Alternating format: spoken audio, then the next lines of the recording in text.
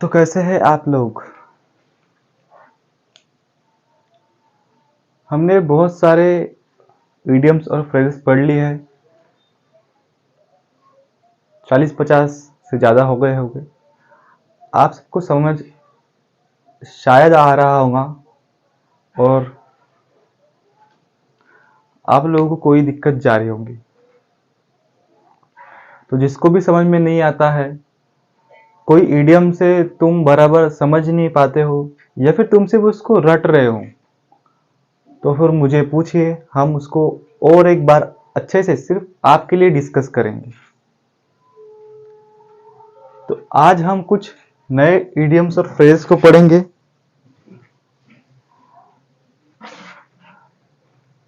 तो किसी को भी यहाँ तक के कोई भी दिक्कत हो तो वह बेझिझक पूछिए।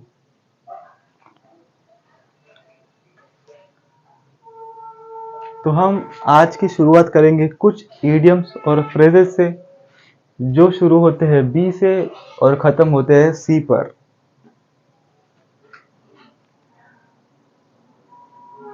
तो सब लोग प्रेजेंट हैं, कोई एब्सेंट होगा तो उसको मैसेज कर दीजिए कि हम पहुंच चुके हैं और हम शुरू करने जा रहे हैं। तो हमारा आज का पहला इडियम और फ्रेज है बटरफ्लाइज इन स्टमक। तितलियां तुम्हारे पेट में क्या कर रही होंगी। अगर आप सीधा सीधा मतलब निकालना चाहे तो ऐसा मतलब निकलता है, पर यह तितलियों की बात नहीं कर रहा है। To be nervous.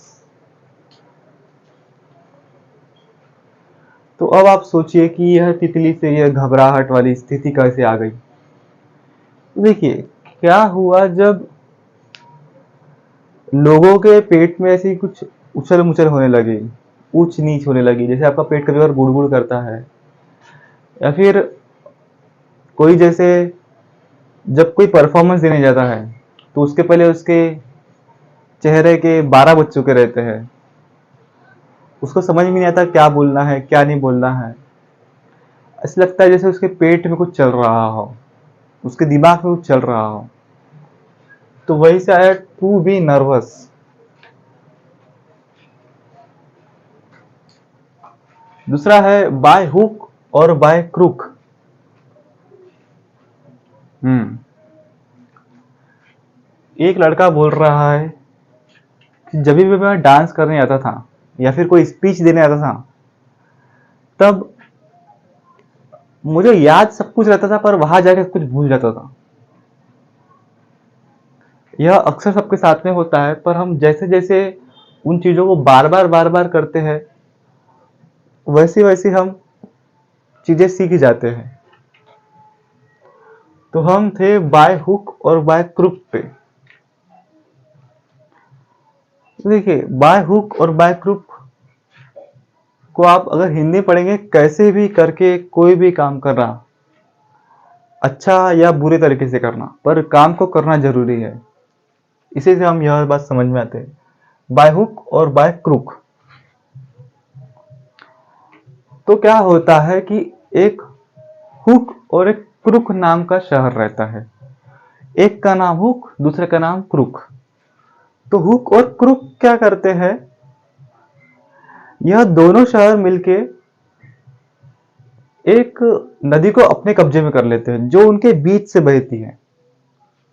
देखिए इस तरफ है हुक और इस तरफ है क्रुक, और ये नदी जा रही है ऐसी।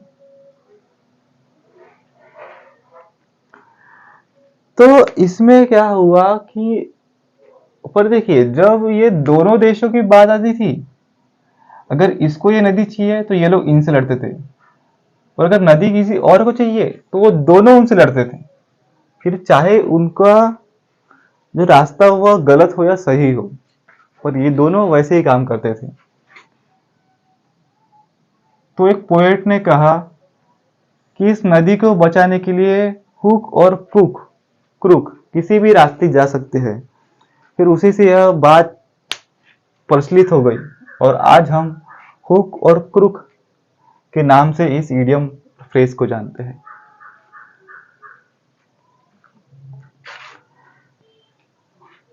जीव हमारी जाति है और मानव हमारा धर्म। किसी ने यह बात भी बहुत अच्छी कही है। काला गोरा, यहाँ पैदा होना वहां पैदा होना, हर जगह सब कुछ समान है, इसलिए हमको कभी भी भेदभाव नहीं करना है। जैसे यहाँ पर भी जो लड़कियां पहले आती है वो पहले बैठ जाती है, फिर कुछ जो लड़के रहते हैं वो बहुत अच्छे रहते हैं बेचारे, अगर लड़के पहले आ भी गए तो भी बोलते हैं क्या आप यहाँ बैठना चाहेंगी, फिर लड़की तो हाँ ही बोलेंगी।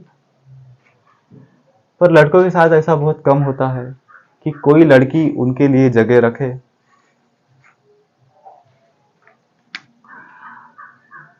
अगर आपको कोई ऐसी जगह मिल रही है तो आप उस जगह को कभी नहीं छोड़ें, उस जगह को पकड़ के रखें, नहीं तो कोई और आके वहां बैठ जाएगा। तो हम आगे बढ़ते हैं। Cost N arm and A leg. बहुत महंगा पड़ना, वेरी एक्सपेंसिव। ये जब क्या होता है कि जब आप कोई भी आर्कोलॉजिकल सर्वे वगैरह देखे, या फिर आप कोई भी पुरानी जो सभ्यता रहती है उनके जो अवशेष मिलते हैं उनको आप देखेंगे तो किसी किसी में क्या रहता है, किसी के हाथ और पैर टूटे हुए रहते हैं, या तो किसी डैमेज की वजह से टूटे रहते हैं या फिर कोई और कारण से टूटे हुए रहते हैं। तो देखिए, जो मूर्ति जिसके हाथ और पैर सही सलामत हो और वो पूरी अच्छे से हो तब उसकी कीमत ज्यादा मिलती है। पर देखिए, किसी के सिर्फ हाथ और पैर नहीं होने से उसकी कीमत कितनी कम हो जाती है। इसलिए यहां से आया कि ये वेरी एक्सपेंसिव। आप इस तरह से भी याद रख सकते हैं कि आजकल के बहुत महंगे महंगे फोन आते हैं, बहुत महंगे महंगे जूते आते हैं, तो हम अक्सर एक कहावत बोलते हैं कि इतना पैसा तू कहाँ से लाएगा, तो बोलता है मैं इतना पैसा किडनी बेच के लाऊंगा, तेरी किडनी बेच लेंगे। तो आप किडनी को हाथ और पांव ही समझिए। तो हम ने 3 पढ़ चुके हैं, और अगर किसी को तीनों में कोई भी दिक्कत आए तो मुझे जरूर से जरूर पूछिए। क्राई ओवर ए स्प्लिट मिल्क। जब चिड़िया चुग गई खेत। अब नीचे की लाइन पढ़ दिया मैंने। अब पछतावे होत क्या जब चिड़िया चुग गई खेत।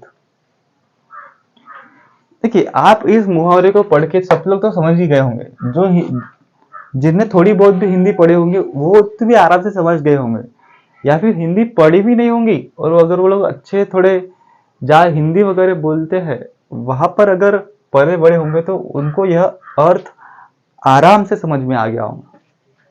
पर अब हम इंग्लिश से देखते हैं। क्राई ओवर ए स्प्लिट मिल्क। देखिए, अगर क्या हुआ, अगर आपका कितना भी दूध गिर गया तो आप उसको वापस समेट नहीं सकते।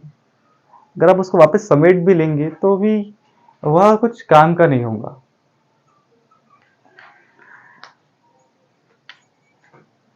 जैसे अमेरिका में क्या हुआ पहले पहले कि जब किसी का पर्स चोरी कर ले जाता था, आजकल भी जब आप स्टेशन में जाओ या फिर कोई आप बहुत भीड़ भड़ा के इलाके में जाओ तो क्या होता है कि आपका पर्स अगर चोरी हो जाता है तो अब आप उसको पर्स के चोरी जाने पर आप रोक कर कुछ नहीं कर सकते। अब आपका वो पर्स चोरी हो चुका है और अब आप उस पर्स को वापस लाना तो बहुत मुश्किल काम है। A hard nut to crack, वैसी वाली बात हो जाएंगी फिर वो। Call it a day.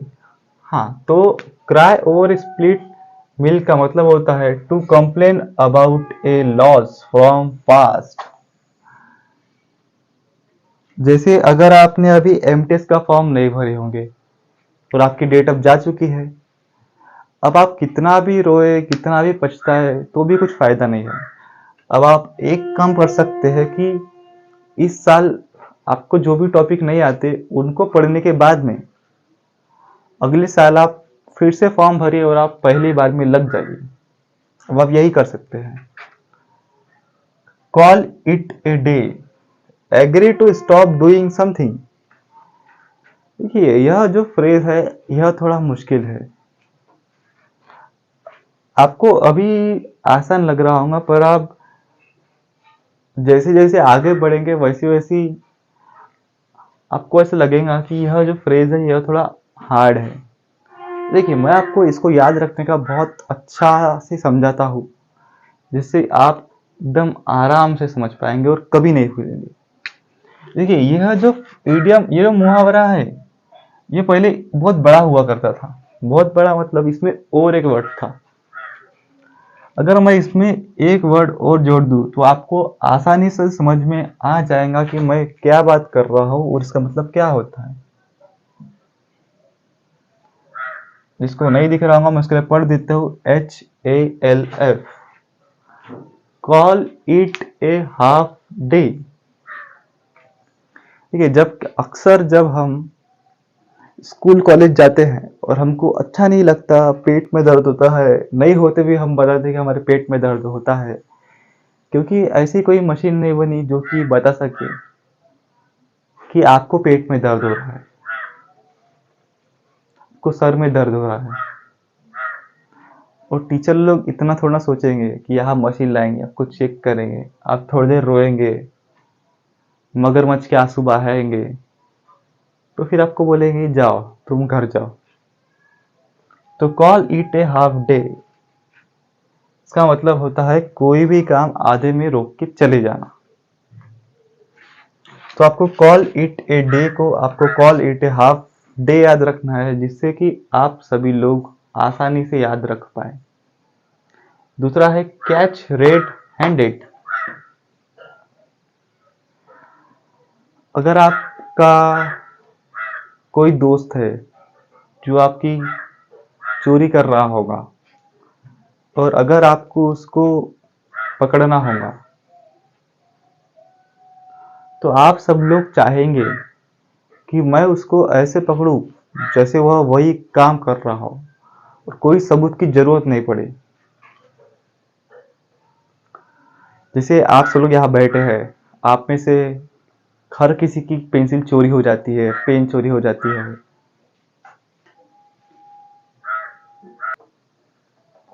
हाँ, तो मैं आपको बता रहा था कि आपकी अगर कोई पेंसिल चोरी करता है, बार बार चोरी करता है, हर बार चोरी करता है, आपके क्लास में अक्सर किसी की पेंसिल चोरी जाती होंगी, कुछ चोरी जाता, हाँ, तो आप सब लोगों को ऐसा लगेगा कि कोई जब चोरी करते ही रहेगा तभी हम उसको पकड़ेंगे, तो फिर कितना अच्छा हो जाएगा।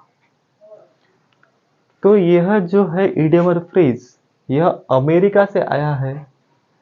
जब कोई व्यक्ति खून करके निकला हो और उसके हाथों में लाल लाल खून लगा हो, रेड हैंड,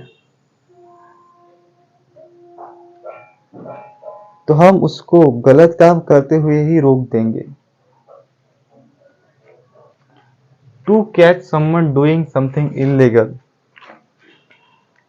जैसे आप कोई इलीगल चीज, समझ लीजिए दारू, आप कहीं लेकर जा रहे होंगे बेचने के लिए और आपको पुलिस ने आपको तभी पकड़ लिया, तब आप वहां पर कैच रेड हैंडेड के शिकार हो जाएंगे। अब देखिए आगे बढ़ते हैं। चिकन हार्टेड, यहाँ पर जो लोग मांस खाने वाले बैठे होंगे उनको तो चिकन सुन के ही मजा आ जाएगा, बोली यही मिल जाए तो बिल्कुल और मजा आ जाए। फिर साथ में अगर सलाद हो तो और ज्यादा मजा आ जाए, फिर रोटी हो उसके ही साथ में मस्त अच्छे से रोटियां, एकदम आराम से बैठ के ठंडा ठंडा पानी गर्मी के मौसम में, तो वाह क्या बात आ जाएगी। देखिए चिकन जो रहते हैं वह डरपोक से रहते हैं। आपने कभी देखा है क्या कि कोई मुर्गी हाथी से लड़ने चले गया? ऐसा नहीं होता है। इसलिए चिकन हार्टेड का मतलब हुआ कोवार्डी, टिमिड, डरपोक, ऐसा इंसान जो बहुत जल्दी डर जाता हो, बहुत जल्दी घबरा जाता हो, छोटे मोटे हादसे देखकर ही घबरा जाता हो, तो उसको बोलेंगे हम चिकन हार्टेड। फिर आगे बढ़ते हैं, कूल एज कुकुम्बर। कुकुम्बर तो आपको पता ही होगा इसका अर्थ क्या होता है। देखिए, कूल एज कुकुम्बर का मतलब कोई भी ऐसा तापमान से नहीं है। जैसे आप समझेंगे कि जैसे कुकुम्बर ठंडा होता है तो उसका तापमान कम है, ऐसी कोई बात नहीं है। कुकुम्बर से हमको थोड़ा सा ठंडा, शांत, ऐसा कुछ समझ में आता है।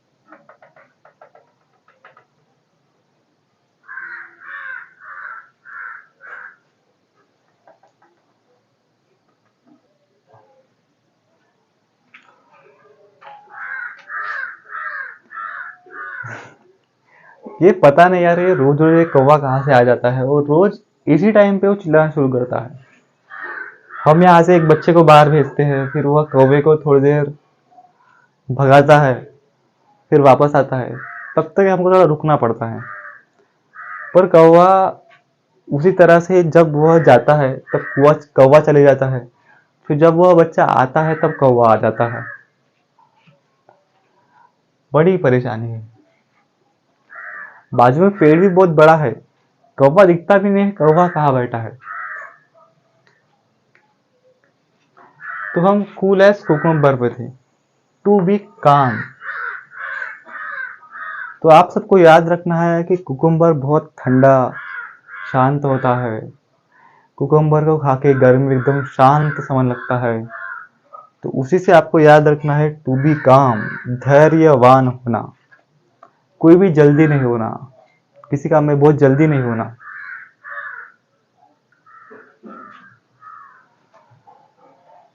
तो आप सब लोगों को कूल एज कुकुम्बर रहना है, कोई भी काम जल्दबाजी में नहीं करना है, धैर्य हमेशा अपने साथ में रखे।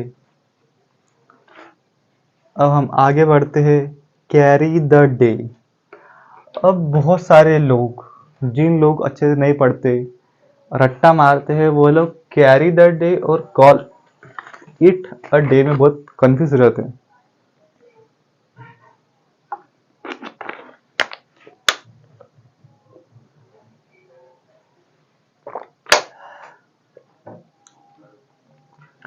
पर यहाँ का बच्चा जिसने मेरे से पढ़ा होगा वह कंफ्यूज नहीं होगा।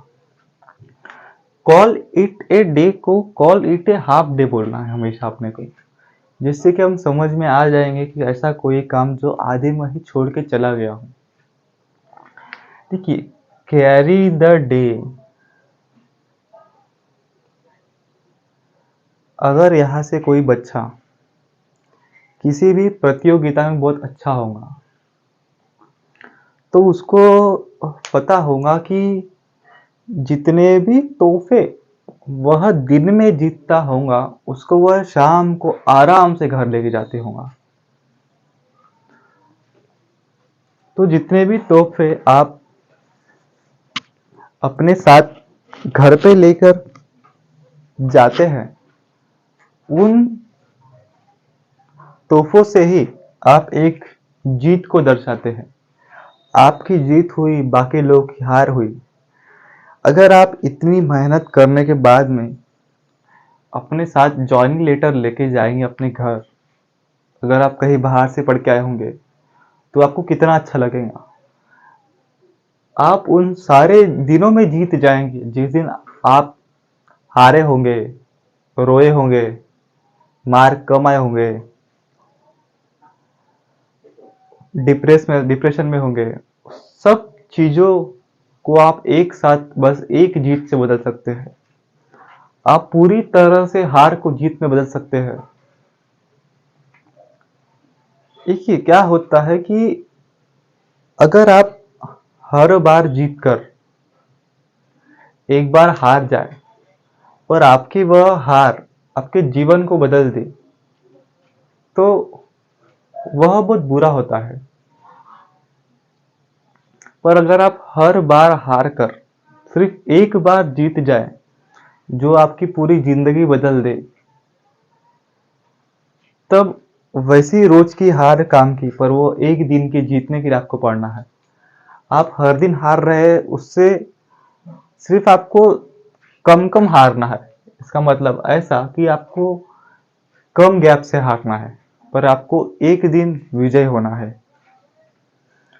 देखिए, आप सोचिए कि वो किस बच्चे को ज्यादा बुरा लगेगा, जो इस पढ़ाई के दौर में हर दिन जीत कर उस एक दिन हार रहा है, या फिर एक बच्चा जो हर दिन हार कर सिर्फ एक दिन जीत रहा है।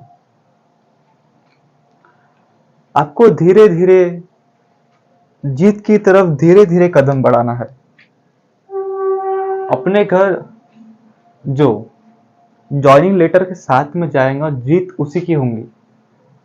यहाँ पर अगर कोई भी इंसान अपने टेस्ट में आउट ऑफ मार्क लेकर भी जाएगा तो उसका कोई मतलब नहीं रहेगा। और आपको इस जर्नी को हार जीत किससे नहीं, इस रास्ते को भी बहुत खूबसूरत बना लेना है। ऐसा नहीं सोचना कि हम बहुत कठिन काम कर रहे हैं। देखो, आप देखिए, कोई कठिन काम है, यह तो हम ऐसे खेल खेल में ही पढ़ रहे हैं। देखिए कितना किसको याद रहता है, याद नहीं रहता है तो याद करे, याद नहीं होता है तो भी याद करे।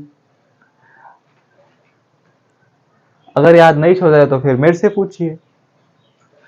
कैरी द डे, इसी तरह हमको जीत के साथ में अपना ज्वाइनिंग लेटर लेके जाना है। तो मैं बता रहा था, कैरी द डे का मतलब होता है, अगर आप पूरे दिन जीत कर जो आप साथ में तोहफे अपने साथ घर लेके जाते हैं, तो आप एक विजय का प्रतीक होते हैं। जीत हासिल करना, आपको ट्रॉफी दी जाती है, पाल्म के पत्ते दिए जाते हैं, मैंने आपको बताया था उस दिन, bear the par. Cut corners, cut corners, यहाँ पर भी बहुत सारे लोग होंगे, और हम इसका पहले हिंदी में और इंग्लिश में मतलब समझ लेते हैं। उसके बाद हम यहाँ से ही किसी को पूछ लेंगे कि आप ऐसा कब करते हैं करके। Cut corners, not do a thing well in order to save money, सस्ता या तेज, गलत तरीके से करना। अब हम यहाँ से पूछ लेते हैं कि यह सारे लोग अपने अपने जीवन में इस मुहावरे का उपयोग कैसे करते हैं।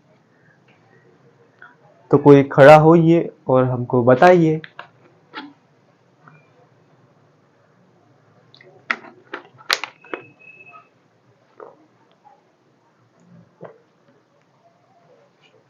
देखिए, अब एक बच्चा ने हमको बहुत अच्छे से बताया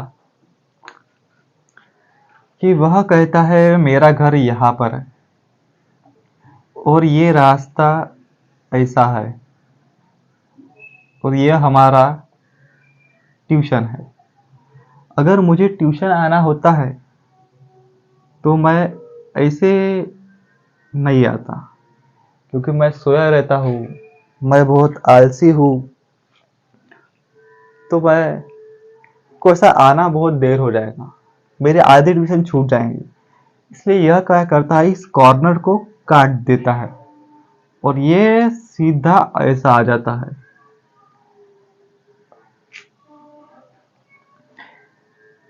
जहां रास्ता नहीं हो वहां से भी रास्ता बनाना। जैसे वह बताता है कि यहाँ पर एक घर भी आता है, बोलता है, तो वो रोज इस घर के अंदर से आता है।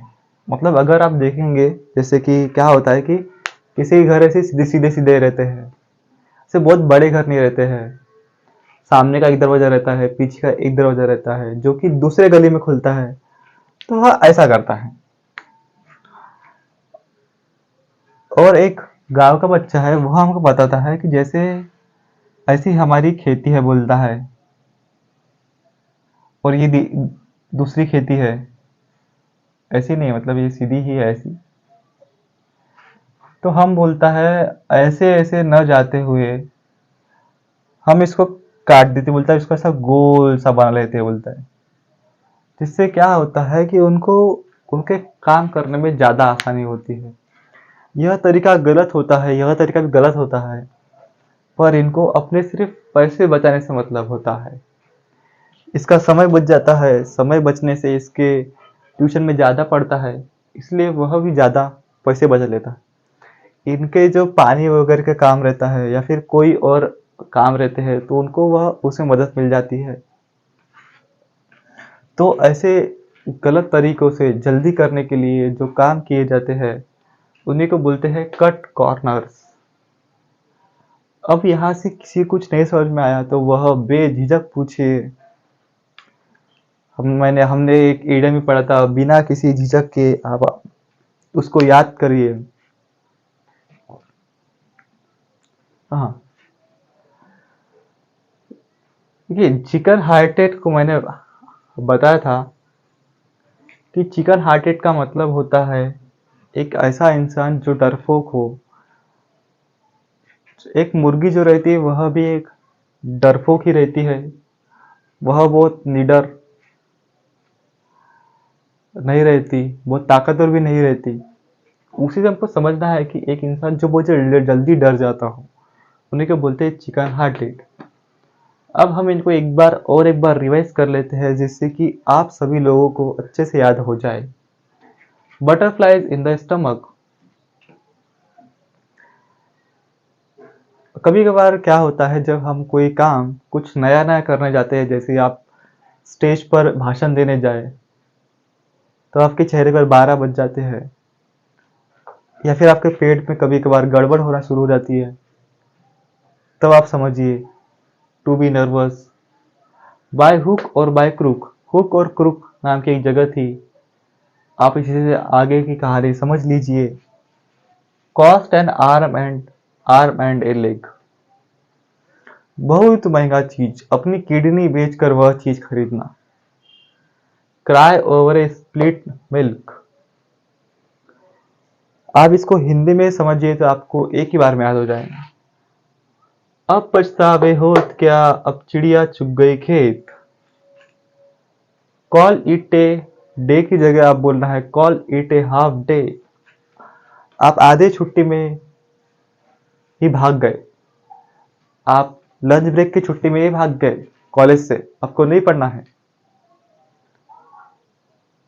कैच रेड हैंडेड, हाथ में खून लगा हुआ आप किसी को पकड़ लिए।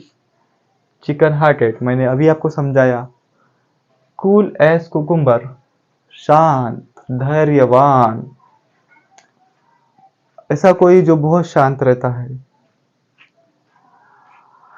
वह इतना शांत रहता है कि अगर किसी ने उसका फोन होल्ड पर डाला और उसको वह फोन पर बोल भी रही है, आप जिस व्यक्ति से संपर्क करना चाहते हैं वह अभी किसी और फोन पर व्यस्त है, तो उस समय वह बहुत शांत रहता है, तो उसको हम बोलेंगे धैर्यवान।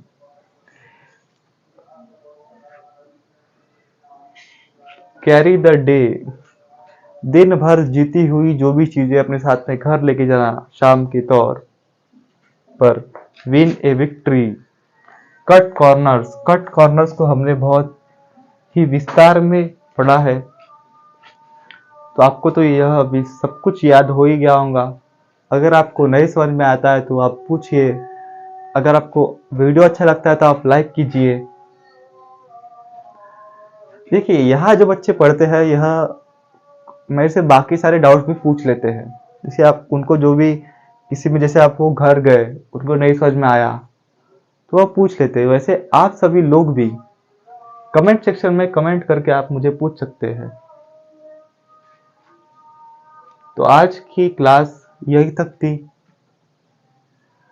और अब हम थोड़े कुछ देर में और कुछ इडियम्स और फ्रेजेस पढ़ेंगे।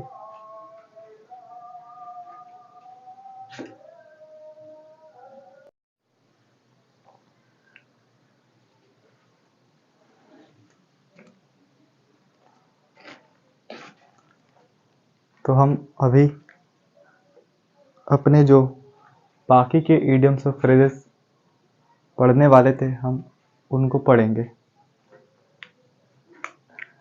सभी लोग तैयार है?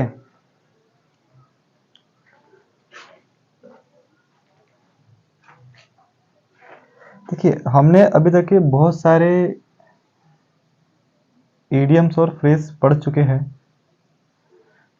अगर कोई नया बच्चा आया है यहाँ पे, तो उसके लिए हम रिपीट कर देते हैं कि इडियम्स और फ्रेज का मतलब क्या होता है। देखो बच्चे, कुछ जो इंग्लिश में जिनको मुहावरे कहते हैं, उनको हम भी पढ़ रहे हैं। हम इंग्लिश को बहुत आसानी से हिंदी के से समझ रहे हैं, जिससे कि हम आसानी से इंग्लिश के सिलेबस को, जो कि एसएससी या फिर कोई भी कॉम्पिटिटिव में पूछा जाता है एग्जाम्स में, उनको हम पढ़ सकें। तो हमने बहुत सारे इडियम्स और फ्रेज पढ़ चुके हैं, और अभी हम उसके बीच में हैं। तो हमारे बहुत सारे पढ़ के हो चुके हैं, और कुछ पढ़ना बाकी है। इसलिए अगर आपको बाकी जो भी पढ़ने होंगे तो आप YouTube चैनल से पढ़ सकते हैं। तो हम आज की शुरुआत करते हैं एक नए इडियम और फ्रेज से, जो कि आप सब लोगों को बोर्ड पर दिख ही रहा होगा। उसका नाम है डोंकीज ईयर्स। जैसे जिस प्रकार बहुत सारे लोग बड़ी बड़ी एग्जाम्स का नाम लेके आ जाते हैं अपने गांव से शहर में, अपने शहर से दूसरे शहर में, कि हमको बहुत बड़ी एग्जाम क्रैक करना है, पर उनसे कुछ होता नहीं है। उन लोगों के कहीं ना कहीं मेहनत में कुछ कमी रहती है, या फिर उसके अलावा भी कई और कारण हो सकते हैं, पर वो बहुत बहुत लंबा समय लेते हैं, जिसके बाद भी उनके हाथ कुछ नहीं लगता। देखिए, डोंकीज ईयर का मतलब होता है ए लॉन्ग टाइम, बहुत लंबा समय। ये डोंकीज ईयर को ऐसे लंबे समय से क्यों जोड़ा गया? आपके मन में यह क्वेश्चन आना चाहिए। तो यह आप सब लोग सोचिए कि डोंकीज ईयर को लंबे समय से क्यों जोड़ा गया होगा।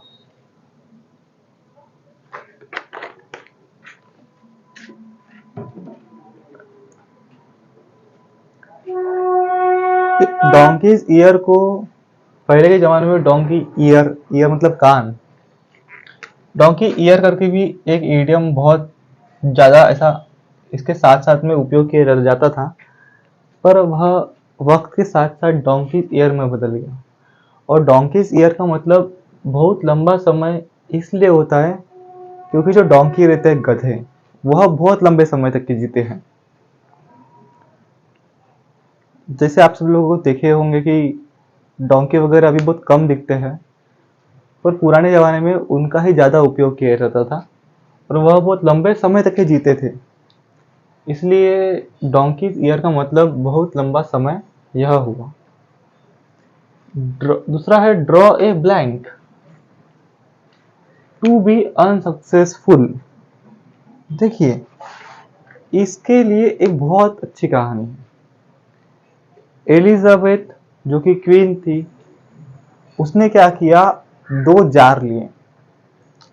अभी हम यहां से भी लोगों के पास से 2 जार लेंगे, एक में सबका नाम लिखेंगे और एक में नौकरियों का नाम लिखेंगे, और कुछ जो चिट्ठियां रहेंगी उनमें कुछ भी लिखा नहीं रहेगा। हम किसी एक को बुलाएंगे और वह अपने हाथ की चिट्ठी निकालेगा। अगर उसने उस चिट्ठी में से अपना नाम निकाल लिया, और फिर उसके बाद में उसको फिर दूसरा जार दिया जाएगा, जिसमें उसके अलग अलग पोस्ट लिखे होंगे, एसएससी, एमटीएस, सीजीएल से अलग अलग पोस्ट लिखे रहेंगे। उसको एक्साइज इंस्पेक्टर बना दिया जा सकता है, एओ बना दिया जा सकता है, और भी कई सारी चीजें। तो अगर अगर उसने एक खाली चिट्ठी निकाल लिया, तो वह अपने मिशन में अनसक्सेसफुल हो गया। तो क्वीन इलिजाबेथ ने क्या किया, ऐसे 2 जार रखे, उसमें से कुछ लोगों का नाम रखा और दूसरे जार में अलग अलग तरह के तोहफे वगैरह रखे। तो जिसका नाम अपने नाम से निकाल लेता था चिट्ठी, वह उसको तोहफे मिलते थे, पर जिसका नाम ही नहीं निकलता था या फिर उसके कागज खाली रह जाता था तो वह हार जाता था, असफल होना, और वह असफल हो गया। जैसे अगर आपको कोई ब्लैंक चेक दे दे पर उसके साइन नहीं करे, कुछ भी नहीं करे, तो वो आपके लिए किस काम का होगा, किसी काम का नहीं होगा। Draw a limit, to fix a limit. जब आप बहुत टेंशन में हो या फिर अब आप एकदम ऊपर में हो, जहां से आपको कोई कुछ नहीं दिख रहा हो, आप बहुत एनर्जेटिक हो कि आज के आज ही पूरा ऐसे इसका सिलेबस कंप्लीट कर लूंगा, तो आप फोन करके बोलते हो, हेलो आज फोन मत करना, आज मैं पढ़ाई करने वाला हूँ। तो उसको बोलेंगे आप कि आपने एक सीमा निर्धारित कर दी कि आज फोन मत करना, आज तुम्हारा बाबू पढ़ने वाला है, इतने दिनों का एक ही दिन में पढ़ेगा, सब कुछ पढ़ लेंगे आज के आज। तो देखिए, तो ड्रॉ ए लिमिट। एक बच्चा कह रहा है, उसके पास ना सोना है ना बाबू है, तो वह क्या करे। तो वह अपने पबजी वाले दोस्त को बोलता है कि हेलो आज कोई पबजी नहीं, आज मेरे को फ्रेंड रिक्वेस्ट मत भेजना, आज मैं पढ़ने वाला हूं। तो दूसरा है, हाँ, तो क्या होता था कि ड्रॉ ए लिमिट करके यह पहले के जमाने में भी लाइन खींच दी जाती थी, बाउंड्री, 2 देशों के बीच में बाउंड्री, कि इस देश का व्यक्ति उस देश नहीं जा सके, उस देश का व्यक्ति इस देश नहीं आ सके। उस और इस के चक्कर में लोगों का जीना आराम हो जाए।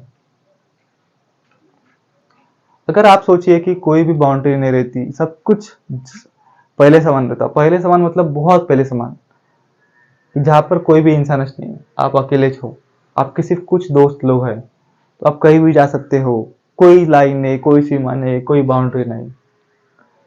इस सीमा के कारण भी बहुत सारे हादसे हो चुके। एक सीमा वो है, हाँ, अभी दो सीमा है, एक सीमा वो है, एक सीमा ये है। अब आप सोचिए कि आप किस सीमा से परेशान हैं। आगे बढ़ते हम, आई वॉश ए डिसेप्शन, धोखा देना। आजकल के लोगों का काम होता है धोखा देना, कुछ लोगों का काम होता है धोखे से बचाना, कुछ लोगों का काम होता है धोखा देना। वह एक दूसरे के लिए अपना रोजगार पैदा कर रहे हैं। अगर कोई धोखा देगा नहीं, तो कोई धोखा देने वाला कैसे रहेगा फिर। अगर धोखा देने वाला नहीं रहेगा, फिर धोखा पकड़ने वाले कौन रहेगा। इसलिए अभी रोजगार की बहुत कमी है, इसलिए वो लोग ऐसे गलत और अच्छे कार्य से रोजगार बनाते हैं। तुम 2 दोस्त हो, एक बोल रहा है तू चोर बन जा, मैं पुलिस बन जाऊंगा। तो आई वॉश, देखिए कैसे यह एक ब्रेन वॉश से लाएगा, जैसे बहुत सारे लोगों का ब्रेन वॉश किया जाता है कि यह साबुन बहुत अच्छी है, आप इस साबुन को उपयोग करें, फिर आप सौंदर्य हो जाएंगे।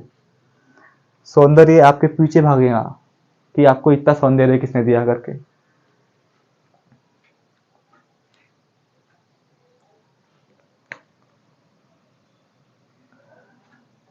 खुशबू आपके पीछे भागेगी कि आपको इतनी खुशबू किसने दिया करके। तो कैसा ब्रेन वॉश किया जाता था, उसी तरह से फिर वो ब्रेन वॉश की जगह आई वॉश बन गया। आंखों में धूल झोंकना, धोखा देना, उसी का अर्थ होता है आई वॉश। फिर हम आगे बढ़ते हैं, ईट लाइक ए हॉर्स। यहाँ पर भी कुछ बच्चे ऐसे हैं जो घोड़े की तरह खाते हैं, खाना खा के जाते हैं, फिर और खाना खाते हैं, पता नहीं कितना खाना खाते हैं, तो खाना ही खाते रहते हैं। और कुछ कुछ जो लोग जो है वह अपने बैग में भर के लाते हैं, चिप्स लाएंगे, बिस्किट लाते हैं। तो बड़ी परेशानी वाली बात है, ऐसे ये लोग काम करते हैं। तो ईट लाइक ए हॉर्स, आपके भी घर में या फिर आप कभी शादी वगैरह में देखते होंगे कि कोई कोई एक ही प्लेट है, उस प्लेट भर के ऊपर तक के एकदम भर लेते हैं लोग कि उसको खाना मिला है या नहीं मिला है कभी खाने के लिए, या फिर वो आखिरी बार खा रहा होगा या फिर कई दिनों बाद में खा रहा होगा। Yeats eats a lot of food. जैसे घोड़ा भी बहुत सारा खाना खाता है, उसको जो दिए वो खा लेता है, उसका पेट भरता नहीं है। उसी तरह है ईट्स लाइक ए हॉर्स, बहुत सारा खाना खाने वाला। अगर आप इनमें से कोई भी एक है तो ऐसा आप घोड़े से आप इंसान बन जाइए, मेरी ऐसे आपसे बहुत विनम्र दरखास्त है।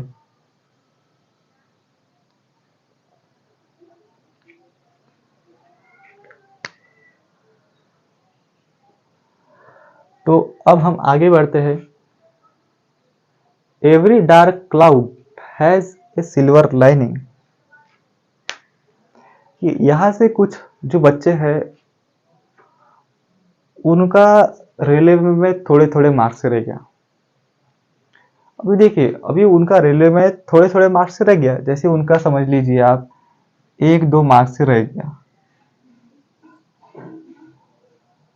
तो अगर वो लोग अभी एमटीएस में लग गए तो आप सोचिए वह लोग कितने अच्छे पोस्ट पे लग गए। उनके लिए यह बुरा हुआ, पर उनके लिए यह बहुत अच्छा हो जाएगा। और अगर कोई एमटीएस के आगे सीएचएसएल या सीजीएल में निकल जाए तो फिर और ज्यादा अच्छी बात हो जाएगी। तो यह यहाँ से है, एवरी डार्क क्लाउड है सिल्वर लाइनिंग का मतलब होता है कि हर बुरे स्थिति में एक न एक अच्छी परिस्थिति जरूर होती है। Every unpleasant situation has A positive side. देखिए, हर बुरे काम में एक अच्छी बात तो होती है। तो आपको उस बुरे काम पर ना ध्यान देते हुए वो एक छोटे से अच्छे बात पर ध्यान देना है, जिससे आप सभी लोग एक अच्छा जीवन जी सके। और देखिए, जैसे दिन और रात, रात जाने के बाद दिन आने वाला है और दिन जाने के बाद में रात आने वाला है, वैसे खुशी के बाद में दुख आने वाला है और दुख के बाद में सुख आने वाला है। पर जरूरी यह है कि आप दुख में भी खुशी ढूंढ पाते कि नहीं पाते। जैसे अगर आपको कहीं लग गया है, अगर आप एक ही जगह बैठे हैं तो बुक्स पढ़िए। कुछ अगर आपको बुक्स पढ़ना अच्छा नहीं लग रहा है तो अभी ऑनलाइन से कुछ सीख लीजिए। रील्स नहीं देखना है, रील्स देखने से सिर्फ टाइम वेस्ट होता है। यह कहना बहुत आसान है पर करना बहुत मुश्किल। अभी जैसे कि कुछ बच्चे क्या है, वो लोग समझ लीजिए थोड़ा ऐसे बैठे हैं तो इस कान में हेडफोन लगा लेते हैं, जिससे कि मुझे दिखता नहीं कि वो क्या कर रहे हैं। उनका ध्यान इधर रहता है। फिर कुछ लड़कियां जो रहती है उनके से लंबे लंबे बाल रहते हैं, वैसे यहाँ पर हेडफोन लगा लेती है, ईयरफोन लगा लेती है, अपने बाल से छुपा लेती है, हाव कर रही है। उनको हमको ऐसा लगता है कि सब कुछ समझ में आ रहा है, पर उनको कुछ समझ में नहीं आ रहा होता। वो लोग अपने ही गाने सुन रहे हैं, उनको कुछ समझ में नहीं आ रहा है, पर उनको देख के ऐसा लगता है कि उनको सब कुछ समझ में आ रहा है। इसलिए हमको हर बुरे काम में एक अच्छा साइड ढूंढना चाहिए और उस पर ज्यादा ध्यान देना चाहिए। Face the music, be punished. अब आप सोचिए, फेस द म्यूजिक का मतलब बी पनिश्ड कैसे हो सकता है। यहां से अगर कोई बताना चाहे, कोई बुद्धिमान जीव होगा जो घर से पढ़ के आया होगा, सोचा होगा कि मैं लड़कियों को इम्प्रेस कर दूंगा, आज पूरी लड़कियां मेरी तरफ ही ध्यान देगी, मेरी शक्ल भले ही रावण समान होगी पर मेरा दिमाग आइंस्टाइन समान है, ऐसा बोलना चाह रहा होगा वो बच्चा।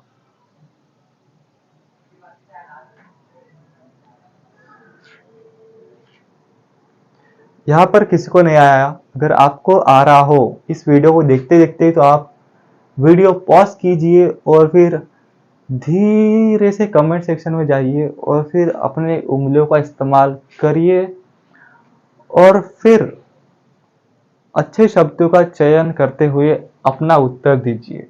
फेस द म्यूजिक का मतलब बी पनिश्ड कैसे हो सकता है। अपने दिमाग में ही कोई कहानी बनाइए और फिर उस कहानी को कमेंट बॉक्स में लिखिए।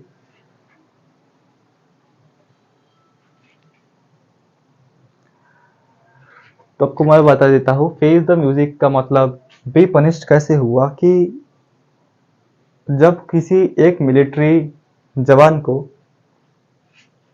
बाहर निकाला जाता था, किसी उसने कुछ गलत काम किया होगा या फिर उसने अपना काम अच्छे से नहीं किया होगा, तो उसको एक थिएटर में बिठाया जाता था जहाँ पर बहुत ही ज़्यादा बोरिंग सी पिक्चर लगाई जाती थी और बहुत बोरिंग बोरिंग गाने जिसको कोई भी नहीं सुनना चाहेगा वो उसको सुनाए जाते थे, एक पनिशमेंट के तौर पर।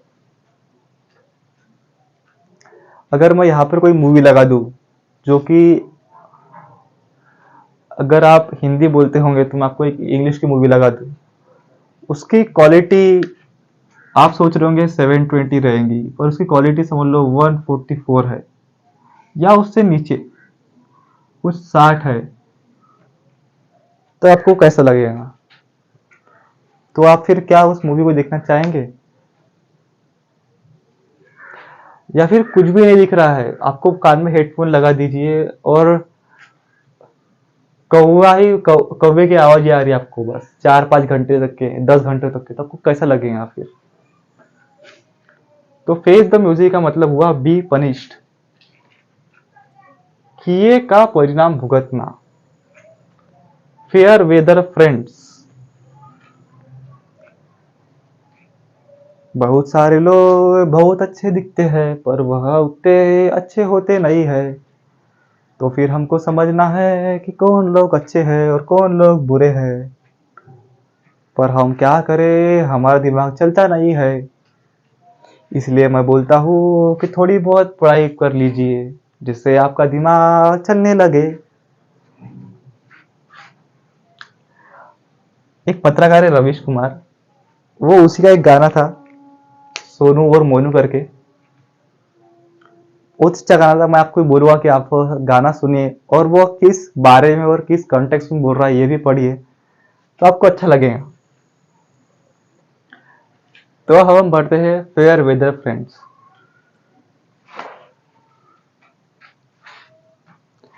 एक मुन्ना और मुन्नी रहते थे। मुन्नी को ऐसा लगता था कि मुन्ना बहुत अच्छा है पर मुन्ना बहुत खराब था। मुन्ना उसके लिए चॉकलेट लाता था पर वह पूरी तरह सोच लेता था एक चॉकलेट के बहाने उसको क्या क्या चाहिए करके, पर मुन्नी को ये समझ में नहीं आया और मुन्नी बेचारी फंस गई। इसलिए यहाँ पर भी जो बच्चे हैं वह सब लोग भी ध्यान दीजिए, आपका कौन मित्र है और आपका कौन दुश्मन है।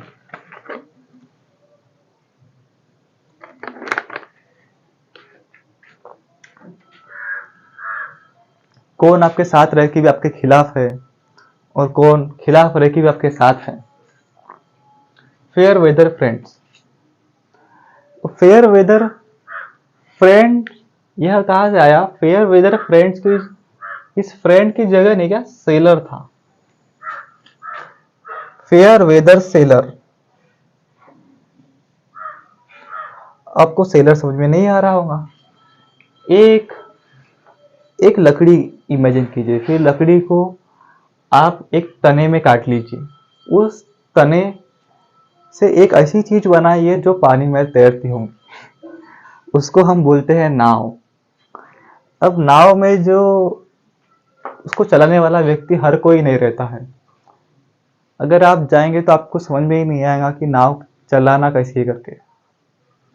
तो जो नाव चलाने वाला व्यक्ति होता है उसको हम बोलते हैं सेलर। यहाँ लिख लेता हूं मैं, आपको अगर दिख नहीं रहा होगा तो एस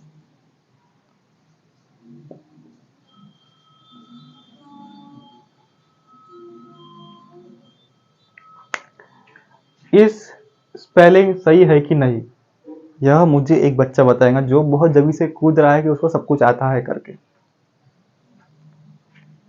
तो बताओ बेटा, सेलर की स्पेलिंग क्या यह सही है या फिर यह गलत है?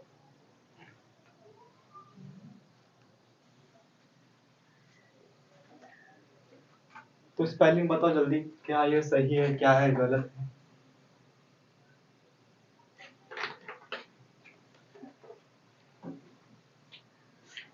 निकल गई तुम्हारी पूरी होशियारी यही पे।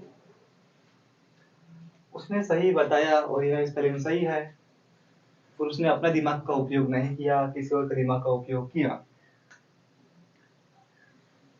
अगर उसके दिमाग को बेचने जाएंगे तो उसकी सबसे ज्यादा कीमत मिलेगी, क्योंकि उसका दिमाग कभी भी यूज नहीं हुआ।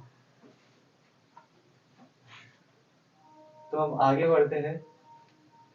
हाँ, तो मैं बता रहा था सेलर, जो सेलर रहते हैं, कुछ सेलर ऐसे रहते हैं जो सिर्फ साफ सुथरे मौसम में ही नाव चला सकते थे, तो उनको बोला जाता था फेयर वेदर सेलर। जैसे कुछ लोग पापा की परियां भी, जब रोड सीधा सीधा रहा तभी वो गाड़ी चला सकती है, अगर रोड थोड़ा टेढ़ा मेढ़ा रहा तो वो गाड़ी नहीं चला सकती।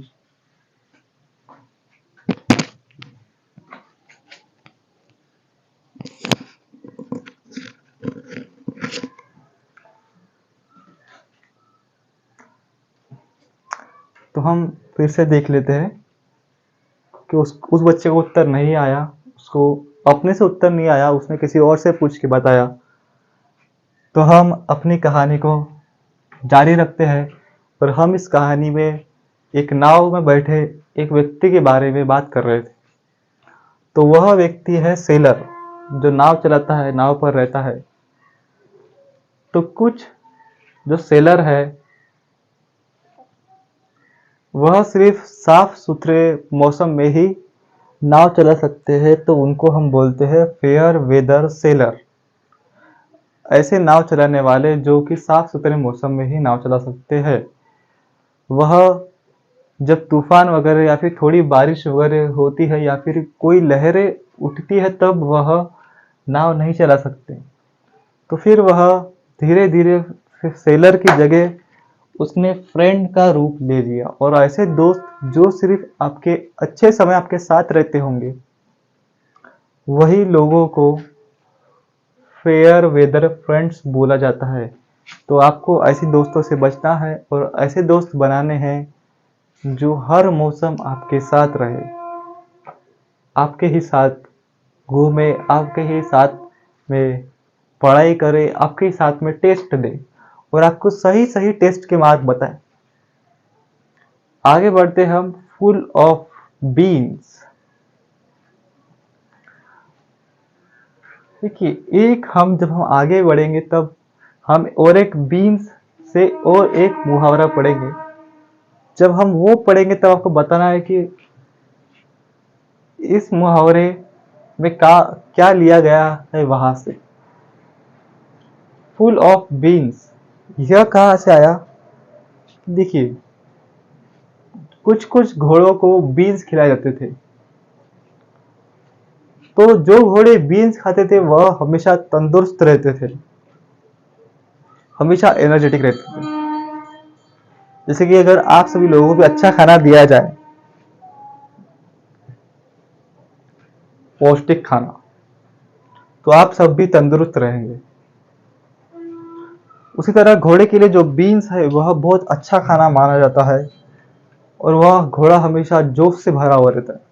और जिस घोड़े को सिर्फ घास फूस दी जाती है वह उतना ज्यादा ताकतवर या फिर एनर्जेटिक घोड़ा नहीं रह पाता। तो आप सब लोगों को बीन्स नहीं खाना है, आप सब लोगों को एक अच्छा शुद्ध शाकाहारी या मांसाहारी भी खाना खा सकते हैं। ऐसा जरूरी नहीं है कि शाकाहारी खाना ही अच्छा होता है, जो लोग मांस खाते हैं वह लोग भी अच्छे खासे तंदुरुस्त रहते हैं। देखिए, कुछ लोगों को देखकर शाकाहारी नहीं बनना है, क्योंकि जो बड़े बड़े लोग होते हैं उनके पास में मतलब तो शाकाहारी खाने से भी वो लोग उतना न्यूट्रिशन ले पाते हैं जितना कि वह मांसाहारी खाने से लेते हैं। पर आप सब लोग उतने अमीर नहीं है या फिर आपके पास उतने उपलब्धि। एक मिनट।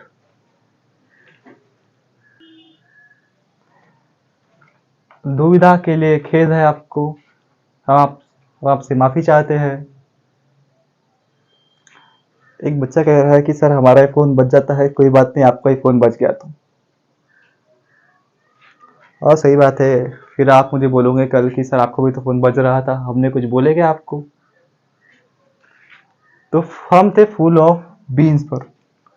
फुल ऑफ बीन्स का मतलब जैसे मैंने उनको बताया कि जो घोड़ा बीन्स खाता है वह ज़्यादा तंदुरुस्त रहता है। इसी बात से हमको समझ लेना है कि जो बच्चे अच्छा खाना खाते हैं वह हमेशा तंदुरुस्त रहते हैं, और जो बच्चे टपरी का खाना खाते हैं या फिर चाउमीन मंचूरियन वगैरह खाते हैं, ज़्यादा ऑयल का खाना खाते हैं, वह मोटे होते हैं। और मतलब फिट मतलब अच्छा तंदुरुस्त होता है, और मोटा मतलब बहुत मोटा होता है, जो कि बराबर चल नहीं सकता, कूद नहीं सकता, दौड़ नहीं सकता, उसको हम मोटा बोलेंगे। एक दूसरे को चिढ़ाओ मत। एक दूसरे की तरफ घूर घूर के मत देखो कि कौन मोटा और कौन पतला है। उस लड़की से पंगा मत लो, उसने तुमको एक ही मारी तो तुम यहाँ सीधा नीचे चले जाओगे।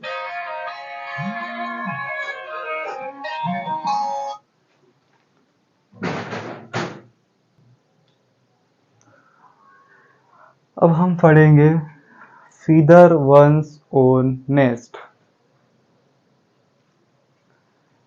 इसका हम हिंदी में पढ़ लेते हैं बेईमानी करके धनी होना। Make money in an improper way. बहुत सारे लोग गलत काम करके पैसा कमाते हैं, तो हमको ऐसे लोगों से बचना है और ऐसे लोगों को सबक भी सिखाना है। तो फेयर फीदर वंस और नेस्ट का यह इस कहानी से आया कि जो चिड़िया रहती है वह अपने ही पंख निकाल कर या फिर कहीं और से पंख लाकर अपने घोंसले में लगाती हैं, जिससे कि उनका जो घोंसला है वह गर्म रह सके और उनके जो अंडे हैं उनको ज़रूरत के हिसाब से गर्माहट मिल सके, जिससे उनके अंडे अच्छे से रह सके।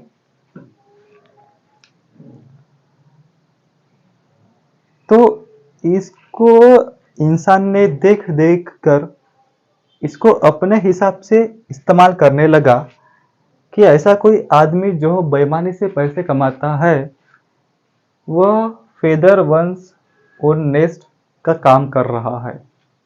देखिए, अब आप इससे थोड़ा याद रखने के लिए इस तरह याद रखिए कि फेदर वंस और नेस्ट, इसका मतलब ऐसा कि ऐसी चिड़िया जो किसी और के घोंसले से पंख चुराकर अपने घोंसले में लगाती है।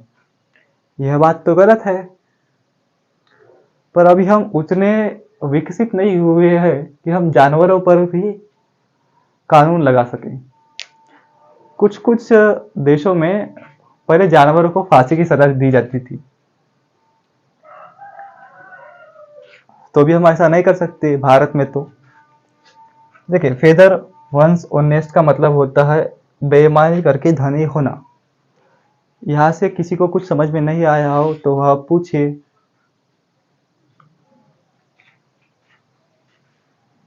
हाँ, आई वॉश का मतलब होता है धोखा देना, ए डिसेप्शन। जैसे आपका ब्रेन वॉश किया जाता है वैसे ही आपका आई वॉश भी किया जाता है। वह ब्रेन वॉश से ही आई वॉश बना। जिसका ब्रेन वॉश करके आपको धोखा दिया जाता है, उसी तरह आई वॉश करके भी आपको धोखा दिया जाता है। आपके आंखों में धूल झोंक दी जाती है। जैसे अगर दो राजा लड़ रहे हैं और एक राजा गिर गया, वह हार की कगार पर है, और उसने धीरे से मिट्टी उठाया और उसके आंखों में धूल झोंक दी। इसी अगर मैं यहाँ से मिट्टी पकड़ के इस कैमरे में धूल झोंक दूं तो आपको कुछ दिखेगा नहीं, आप हार जाएंगे,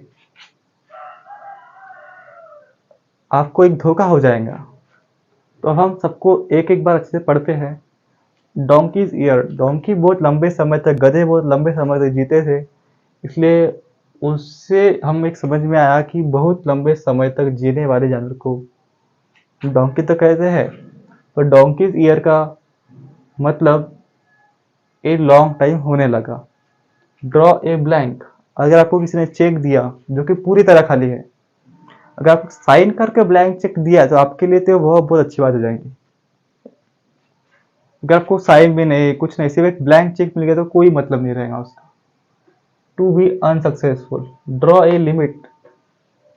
अब मैं आपको बता ही था कि अपने सोना और बाबू और अपने पबजी पार्टनर को फोन करके जो भी बोलता है, आज कोई पबजी नहीं, आज कोई बात नहीं, आज सिर्फ पढ़ाई होंगी, तो वह एक सीमा निर्धारित कर लेता है। आए वक्त हमने अभी पढ़ा, और ईट्स लाइक ए हॉर्स, ऐसा व्यक्ति जो बहुत सारा खाना खाता है, हम उसको बोलते हैं eat like a horse. Eats like a horse. Every dark cloud has a silver lining का मतलब होता है every unpleasant situation has a proper side. हर निराशा भरी परिस्थिति में कोई ना कोई अच्छी बात जरूर होती है।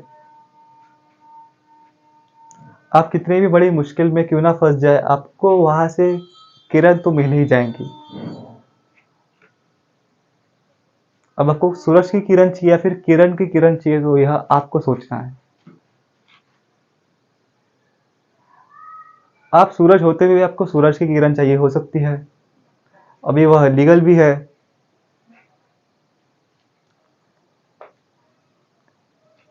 एवरी, ये हो गया है फेस द म्यूजिक। मैंने आपको बताया था कि मिलिट्री के ट्रेडिशन में, परंपरा में, जो लोगों को सजा देनी जाती थी उन लोगों को एक जगह बिठाया जाता था और उनको बहुत ही ज्यादा गंदा म्यूजिक सुनाया जाता था, जिससे वह लोग पूरी तरह परेशान हो जाते थे। यह कोई अच्छी बात नहीं, यह एक पनिशमेंट होती थी, इसलिए इसका मतलब हुआ be punished. Fair weather friends, friends in a good time. Fair weather friends, fair weather sellers है। अब आप सोच लीजिए कि वह कैसे आया और उसका मतलब क्या होता है। फुल ऑफ बीन्स,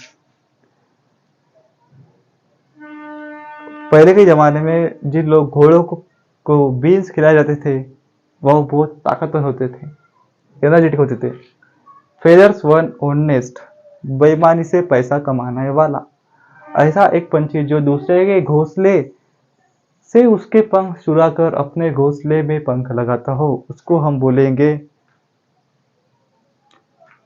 बेईमानी करके अपना काम निकालना। अब आपको यह सब कुछ समझ में आ गया होगा। अगर किसी को समझ में नहीं आया तो वह यहीं पे पूछिए, अगर जो यहाँ पे नहीं है वह ऑनलाइन में कमेंट करके पूछिए, और ऑनलाइन वाले सभी लोग इस चैनल को सब्सक्राइब कीजिए और लाइक कीजिए। यहाँ के बच्चे सब्सक्राइब नहीं करते क्योंकि वह बोलते कि हम आपको डाउट यही भी पूछ लेते। बड़े जीवन में परेशानी है, पर मैं एक बात यही से सीखा हूं कि every dark cloud has a silver lining.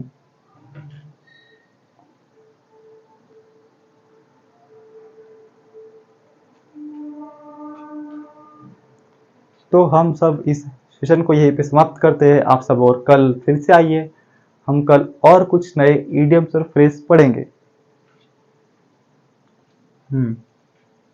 तो अभी एमटेस की डेट्स आना शुरू हो गई है। इसके बाद में आप आराम से सीजीएल को आगे के लिए क्रैक कर सकते हैं। अगर आप 2-3 महीने ही आराम से पढ़ेंगे इंग्लिश को, तो आप अच्छे तरह से इंग्लिश सीख जाएंगे। देखिए, कोई भी 100% में से 100% नहीं करता है कॉम्पिटिटिव में। तो भी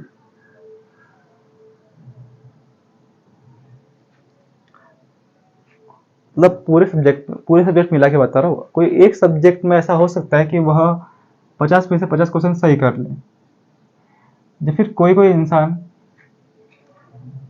बाकी सारे विषय में भी 50 में से 50 स्कोर कर ले, पर ऐसे लोग बहुत कम होते हैं, और आधे से ज्यादा लोग 60 या 70% ही सही कर पाते हैं।